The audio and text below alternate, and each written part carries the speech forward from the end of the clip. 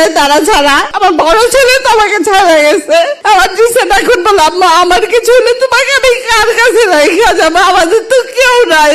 আমি শহীদ আব্দুল্লাহ বিন জাহিদের আম্মু।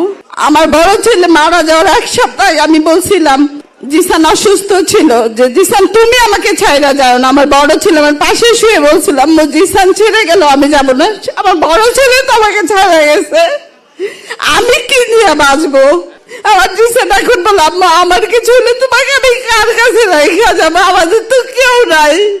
আমি ছাড়া তোমার কেউ নাই, তুমি ছাড়া আমার কেউ নাই। আমি এতটুকুই বলতে চাই, আমরা বিএনপির পরিবার যদি আমার পাশে না থাকতো আমি কোনোভাবে আমার ছেলের ট্রিটমেন্টটা করতে পারতাম না। কই 17 মাসে তো কেউ আমার পাশে দাঁড়ায় নাই তারা ছাড়া। আমি এতটুকু বিশ্বাস করি বিএনপি ইনশাল্লাহ ক্ষমতা গেলে ইনশাল্লাহ আমাদের পাশে দাঁড়াবে, আমাদের সন্তানদের বিচার ওনাদের প্রায়োরিটি প্রথম পর্যায়ে থাকবে।